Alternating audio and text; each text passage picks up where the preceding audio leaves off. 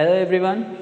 आज हम लोग अकाउंटेंसी में क्लास 12th के जो चैप्टर है वो पढ़ने जा रहे हैं, एडमिशन ऑफ अ पार्टनर। अभी तक हमने ये पढ़ा है कि पार्टनरशिप होता क्या है। तो पार्टनरशिप में था क्या कि व्हेन 2 और more than 2 persons join their hands together to do some legal activity, उसको हम लोग कहते हैं admission partnership business. Partnership business में क्या होता था कि 2 या 2 से ज़्यादा लोग मिलकर के बिजनेस करते थे। सम लीगल बिजनेस होता था जो लॉफुल है, जो इलीगल नहीं होना चाहिए।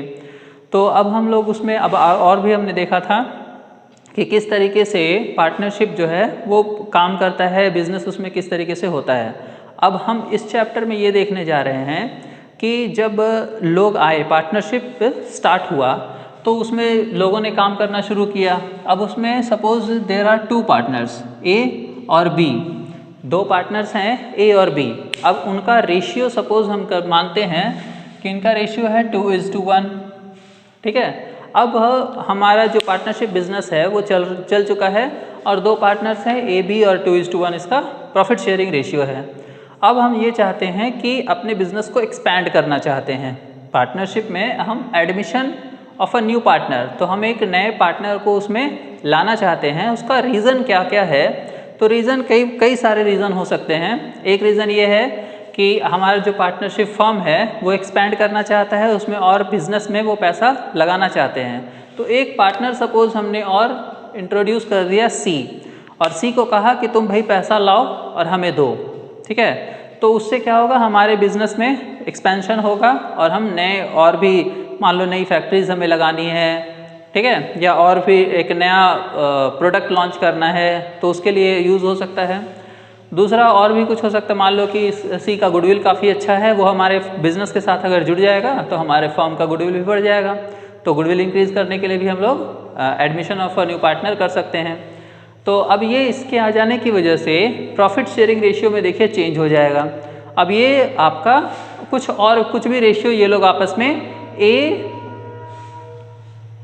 आपस में प्रॉफिट शेयरिंग रेशियो जो है वो चेंज कर सकते हैं कि भाई A:B:C क्या होगा, ठीक है। तो सपोज मान लेते हैं कि 3:2:1 हो, या 2:2:1 हो सकता है, या 1:1:1 हो सकता है, ठीक है। कुछ भी आपस में एग्रीमेंट से ये लोग डिसाइड कर सकते हैं। हमने पहले भी पढ़ा था पार्टनरशिप में क्या होता है, एग्रीमेंट होता है। तो आपसी सहमति से ये लोग कुछ भी कर सकते हैं कि प्रॉफिट शेयरिंग रेशियो हमने ये रखा है। क्लियर है? तो हम लोग इस चैप्टर में यही पढ़ने वाले हैं कि जब नया पार्टनर आता है तो हमारा प्रॉफिट शेयरिंग रेशियो कैसे चेंज होता है। जो आपके पार्टनर आ रहे हैं, ठीक है, उनकी वजह से ए और बी, जो न्यू इनकमिंग पार्टनर है सी, इस इनकमिंग पार्टनर की वजह से जो ए और बी यानी कि ओल्ड पार्टनर्स, अब हम इसे कैसे कहेंगे, जो ये नया पार्टनर आ रहा है सी, इसे हम लोग कहेंगे न्यू पार्टनर या इनकमिंग पार्टनर, और ये जो ए और बी हैं ये ओल्ड पार्टनर्स हो गए, ठीक है, ये पहले से बिजनेस में हैं। तो इसमें होगा क्या कि प्रॉफिट शेयरिंग रेशियो एक तो चेंज हुआ, there is a change in profit sharing ratio. इसका हम लोग अलग से चैप्टर पढ़ चुके हैं कि किस तरीके से न्यू प्रॉफिट शेयरिंग रेशियो निकलता है। और जैसे ही प्रॉफिट शेयरिंग रेशियो में चेंज होगा, there will be sacrificing ratio और गेनिंग रेशियो। तो यहाँ पर हम जब कोई नया पार्टनर आएगा तो वो हमारे प्रॉफिट में से शेयर लेगा। क्लियर है? जैसे मान लीजिए पहले A:B 2:1 आपस में प्रॉफिट शेयर कर रहे थे। क्लियर है? तो अब जो है क्या होगा कि मान लो सपोज पहले जो है 30,000 रुपये प्रॉफिट होता था, तो 20,000 ये ले लेता था और 10,000 ये ले लेता था। अब 30,000 प्रॉफिट होगा तो उसमें सी भी हिस्सेदारी लेगा, तो ऑब्वियस है कि ए और बी का शेयर कम जाएगा।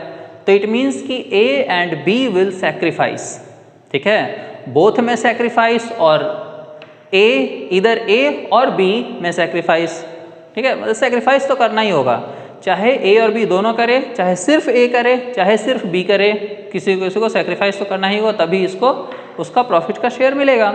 और उसके बदले में सी क्या देता है, सी अपना पैसा लाएगा, कैपिटल इंट्रोड्यूस करेगा और उसे गुडविल का शेयर देना होगा। तो हम लोग आगे इसको जब चैप्टर जैसे जैसे आगे बढ़ेगा हम देखेंगे कि किस तरीके से कैपिटल इंट्रोड्यूस करता है। तो गुडविल जब आता है तो कैसे कैसे उसमें एंट्री होती हैं, ये हम पूरे चैप्टर में आगे जाकर के देखेंगे। और क्या देखेंगे हम इसमें कि रिवैल्यूएशन अकाउंट, कोई भी नया पार्टनर जब आता है तो there will be reconstitution of the partnership deed.